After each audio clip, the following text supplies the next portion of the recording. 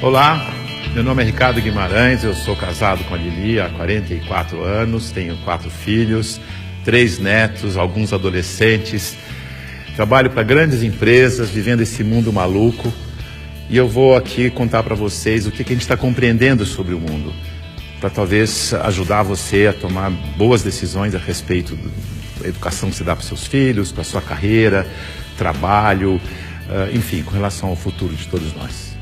Olha isso aqui. Esse desenho, ele significa o que está acontecendo com o mundo. Parece um cardiograma, mas não é um cardiograma.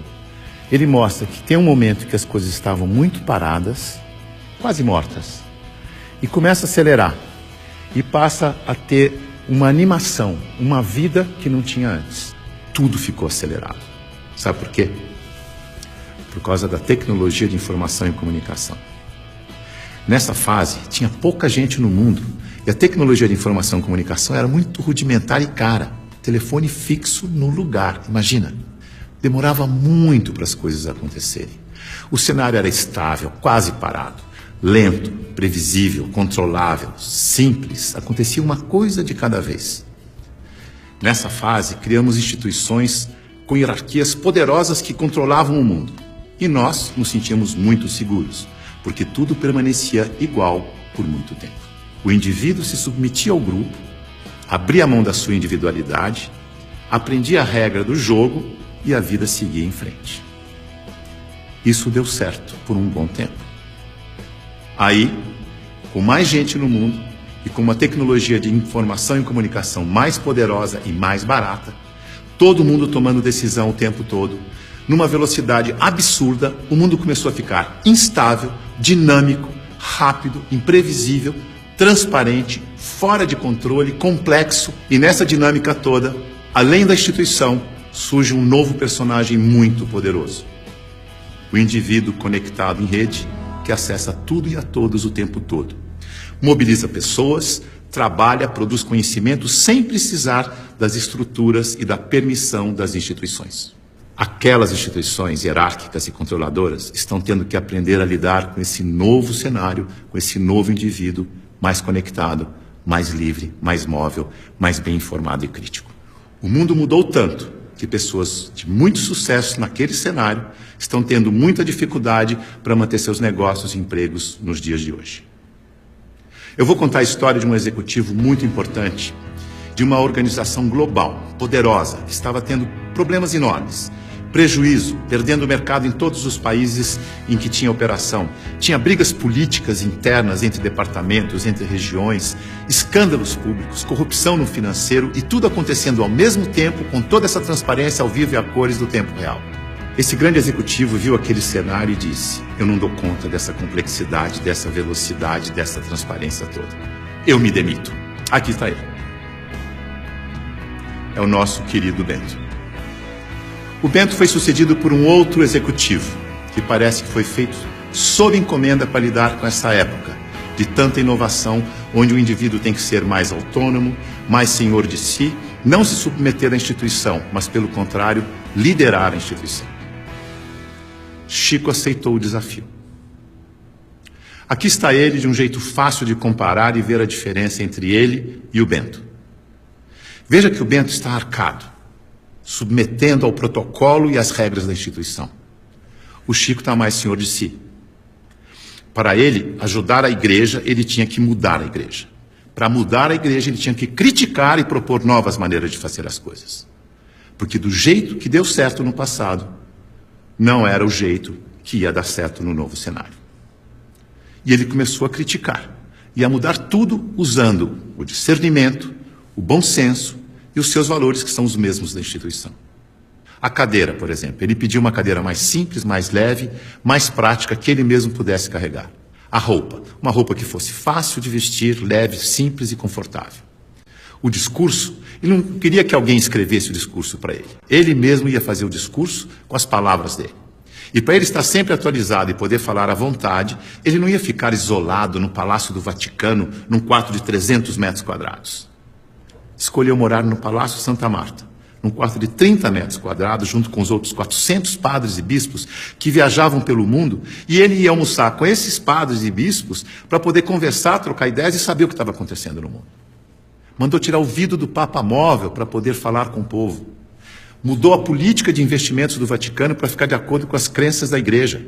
Isto é, investir em empresas que prezam os valores cristãos, porque se a política de investimento não estiver de acordo com as crenças da Igreja, como é que ele ia ter credibilidade quando ele fosse vender a fé da sua Igreja? Veja que ele está colocando em prática o seu discernimento para mudar tudo na instituição, da cadeira aos investimentos. Ele busca simplicidade, praticidade, economia, agilidade, leveza e consistência. O Chico é um bom exemplo de sucesso neste novo cenário. A mudança é tão grande que os historiadores dizem que está terminando a sociedade industrial e está começando a sociedade do conhecimento, a sociedade em rede, a sociedade do indivíduo conectado em rede. É uma época de transição e nós estamos aqui, exatamente no meio dessa transição. Veja o que está acontecendo. Neste ambiente estático, estável, a boa empresa funcionava como um relógio, uma engrenagem sem vida, isolada do ambiente, tic-tac, tic-tac, tic-tac, onde o empregado era uma peça da engrenagem. O futuro era igual ao passado. Na medida em que o ambiente foi ficando mais mutante, mais veloz, novidade a toda hora, imprevisível, a empresa tem que se atualizar, aprender e evoluir o tempo todo para não desaparecer. Não é mais conservar, mas é adaptar-se, aprender, evoluir. Não pode ser um relógio que se repete eternamente igual, mas um sistema vivo, aberto, interativo, que aprende e evolui sem parar. E as pessoas não podem ser peças de engrenagem que se repetem sem pensar.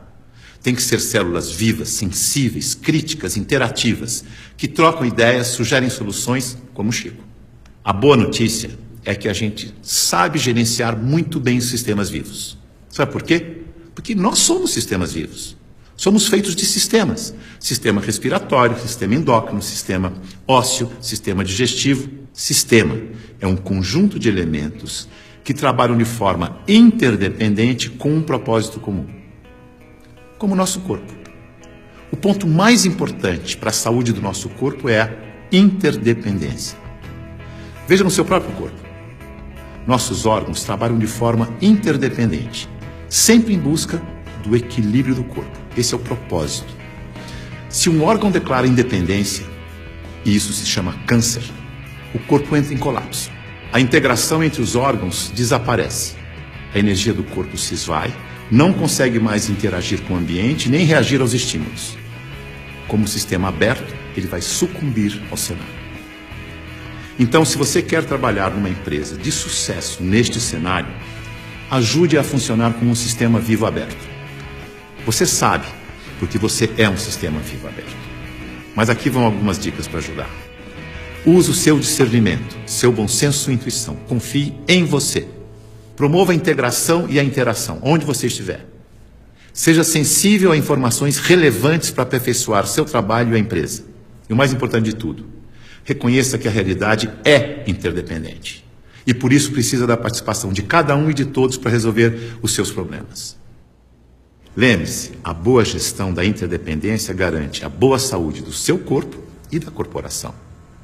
Mais uma dica, não deixe as pessoas confundirem autonomia com independência. Autonomia significa que você tem consciência de que faz parte de um todo maior e por isso você pode falar pelo todo. Por isso pode ocupar cargos de responsabilidade na hierarquia.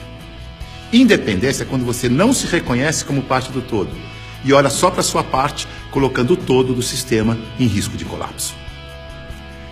Independência ou morte deu certo no século passado.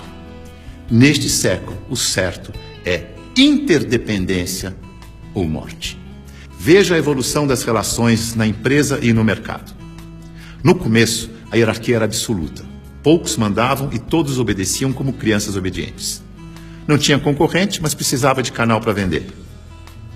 Depois, a empresa cresce, a hierarquia permanece, mas as áreas passam a ter seus chefes. As crianças ficaram jovens e, como jovens, andam em tribos.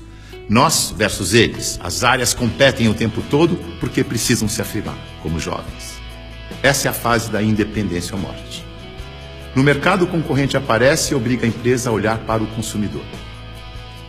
Hoje, a competição continua, mas vai ter que conviver com a cooperação para sobreviver nesse mundo mais veloz e mutante, em que a interdependência fica cada vez mais importante. Temos que amadurecer como indivíduos e olhar para o nosso interesse pessoal e do todo ao mesmo tempo. O Papa Chico, quando falou do meio ambiente na sua encíclica, ele não falou com os cristãos apenas. Ele falou com todos que vivem neste planeta, que ele chamou de a nossa casa. É isso aí. É nós. Junto e misturado. Essa é a real. Esse é o futuro com as pessoas mais valorizadas, mais bem informadas e fazendo melhores escolhas para suas vidas. Boa sorte.